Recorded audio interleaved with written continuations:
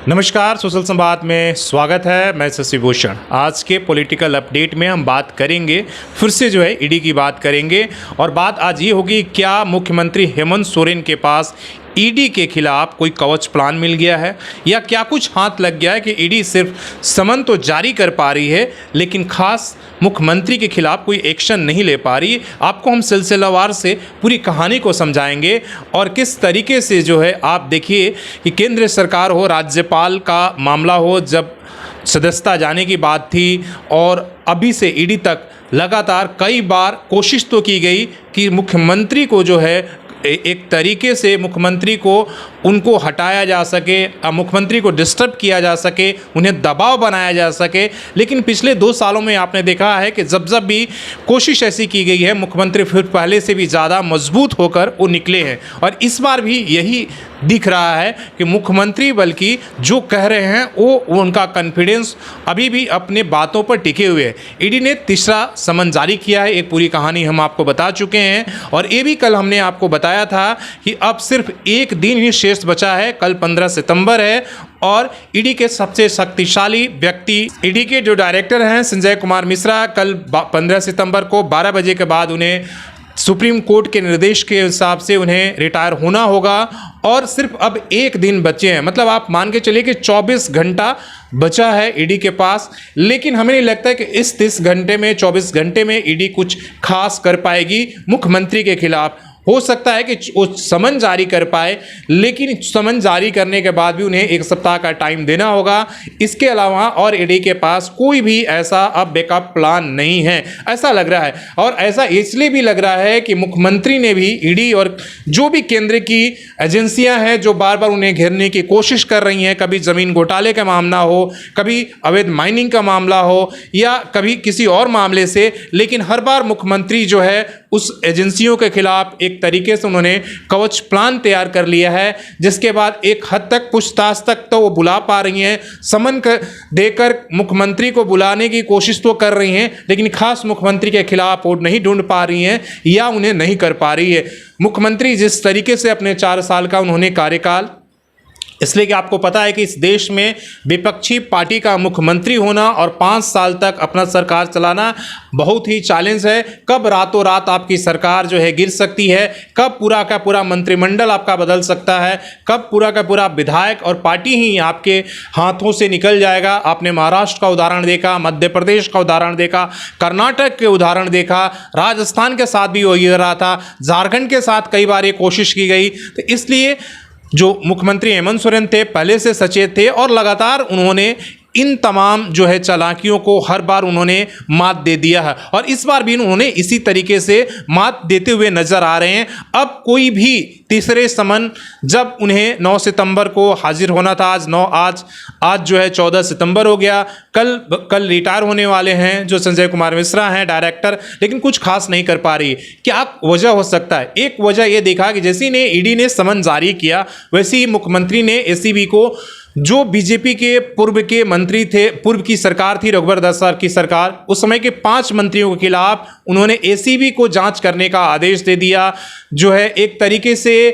उनके खिलाफ जो है वो केस चलाने का अनुमति दे दिया। और मुख्यमंत्री के खिलाफ भी, जो पूर्व मुख्यमंत्री हैं उनके खिलाफ भी कई मामलों में उन्होंने केस की अनुमति दे दी थी। तो ये कह सकते हैं कि उन्होंने ये बता दिया था कि अगर आप हमको भ्रष्टाचार के मामले में या किसी भी मामले में अगर आप ईडी के द्वारा दबाव देते हैं तो हम आपको, आपके नेताओं को जो यहाँ पर हैं उनके एसीबी के जो है हम जांच का आदेश देंगे। मतलब ये हो गया कि आप अगर डाल चलते हैं तो हम पात, मतलब जो आप जिस तरीके के आप खेल खेलेंगे उसी तरह के खेल हम भी खेलेंगे। एक तरीके से उन्होंने भी एसीबी को देकर, जांच का आदेश देकर ये संदेश दे दिया। तो हो सकता है कि जितनी अगर ईडी कार्रवाई करती है तो बीजेपी के बड़े जो नेता हैं झारखंड के अंदर, उनके ऊपर भी वो कार्रवाई करेंगे और उनके ऊपर भी कड़े से कड़े कदम उठाए जा सकते हैं। दूसरी बात ये देखी जा रही है कि आपने देखा होगा कि जब 9 सितंबर को मुख्यमंत्री जो है राष्ट्रपति के भोज में गए थे वहाँ पर, और जिस तरीके से प्रधानमंत्री ने, आपने देखा होगा कि तमाम प्रदेश के मुख्यमंत्री थे, लेकिन सबसे ज़्यादा आपने फोटो देखा होगा जो बिहार के मुख्यमंत्री थे नीतीश कुमार, और झारखंड के मुख्यमंत्री हेमंत सोरेन को वो अपने साथ कई जो है फॉरेन डेलीगेट्स, यहाँ तक कि अमेरिका के जो राष्ट्रपति हैं जो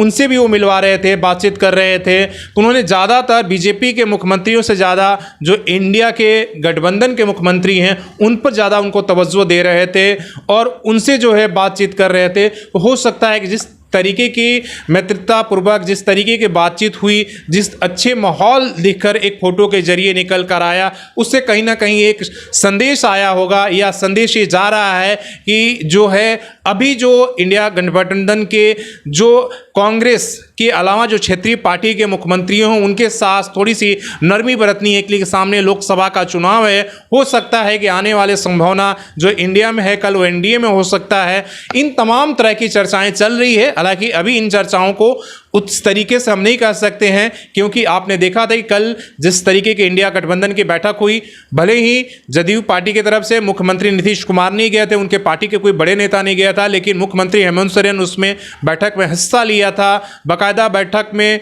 उन्होंने अपने जो भी एक तरीके से जो बातें कल वहाँ पर हुई उसमें पूरे में सहमत रहे और उन्होंने बढ़ चढ़कर हिस्सा लिया था। तो आप भी उस नज़रिए से नहीं देख सकते हैं कि इंडिया और एनडीए के तरफ कौन जा सकता है, लेकिन हाँ, जिस तरीके के मुख्यमंत्री की और प्रधानमंत्री की बॉडी लैंग्वेज और जिस तरीके उस रात्रि भोज में जो पिक्चर निकल कर आई, उससे कहीं ना कहीं एक सौहार्दपूर्ण माहौल दिख रहा था, कहीं कोई टेंशन नहीं दिख रहा था। मुख्यमंत्री और प्रधानमंत्री और तमाम लोगों से जब मिल रहे थे तो एक अच्छा माहौल निकल के आ रहा था। तो आने वाले इस पिक्चर के बहुत सारा संदेश हो सकता है और हमें लगता है कि एक कहीं ना कहीं ये हो सकता है कि एक केंद्रीय एजेंसियों को भी दिख रहा होगा या कुछ इस तरह का संदेश होगा। और ये कोई संयोग नहीं था कि जिस दिन मुख्यमंत्री को ईडी पूछताछ के लिए बुला रही, उसी दिन पहले से आपको पता है कि G20 का प्रोग्राम तय था और उसी दिन राष्ट्रपति का भोज होना था और उसमें शामिल होने था। ये पता भी था कि हो सकता है कि मुख्यमंत्री वहाँ जाएंगे और उन्होंने गए भी, और सिर्फ ये दिखावे के लिए समन हो सकता है तीसरा जारी किया गया था, लेकिन संदेश कहीं और था और संदेश कुछ और देना था। हो सकता है ये तमाम सारी चीज़ें थी, लेकिन ये मानना होगा कि हेमंत सोरेन ने कि जो बीजेपी की राजनीति थी, दबाव की राजनीति थी, उसको कहीं ना कहीं उन्होंने मात दे दिया है और दबाव के राजनीति से बाहर निकल के 4 सालों में उन्होंने अपने आप को बाहर निकल कर दिखाया है। और इसीलिए आप देख रहे हैं कि हर रैली में अपने लोगों को वो लगातार ये कह रहे थे कि देखिए इस देश के हम इकलौते आदिवासी मुख्यमंत्री हैं और जिस दिन से हमारी सरकार बनी है उसके अगले घंटे से एक केंद्र जो है हमें गिराने की कोशिश कर रही है। तो इसलिए हमारे पीछे तमाम जो केंद्रीय एजेंसियों को लगाई है, लेकिन हम जेल जाने से नहीं डरते, हम किसी जांच से नहीं डरते, लेकिन हम अपने शर्तों पर अपनी सरकार चलाएंगे। और उन्हें शुरू दिन से ही पहले समन से ही ईडी को कह दिया था कि हम आपके खिलाफ कानूनी कार्रवाई करेंगे, हम पूछताछ के लिए नहीं आएंगे, आप टूल किट की तरह से काम करें, आप सिर्फ नैरेटिव शिफ्ट करना चाहते हैं बुलाकर, आप केवल माहौल ख़राब करना चाहते हैं कि इस देश में भ्रष्टाचार का जो काम है वो केवल विपक्षी पार्टियां कर रही हैं। और ये जो उन्होंने कहा वही काम उन्होंने किया अभी तक और आगे माने, इसलिए कि आप 15 सितंबर को रिटायर हो जाएंगे। इसके बाद क्या रणनीति होगा, क्या कुछ जो है समीकरण बनेंगे, ये सब दिलचस्प होगा। लेकिन फिलहाल ये कहना होगा कि मुख्यमंत्री हेमंत सोरेन ने केंद्र की राजनीति, दबाव की राजनीति के खिलाफ उन्होंने कवच प्लान तैयार कर लिया है और इसीलिए ईडी या सीबीआई उन्हें नहीं छू पाई है अभी तक। तो आप देख रहे थे सोशल संवाद का ये पॉलिटिकल विश्लेषण, आपका क्या, आप कमेंट करके बताइएगा और जो भी आपकी राय है उससे आपको क्या लगता है इस पर आप अपनी प्रतिक्रिया जरूर देगा। और अभी तक आपने अगर चैनल को सब्सक्राइब और लाइक नहीं किया तो ज़रूर कर लें और ताकि हम आगे भी आपसे बातचीत करते रहें। धन्यवाद।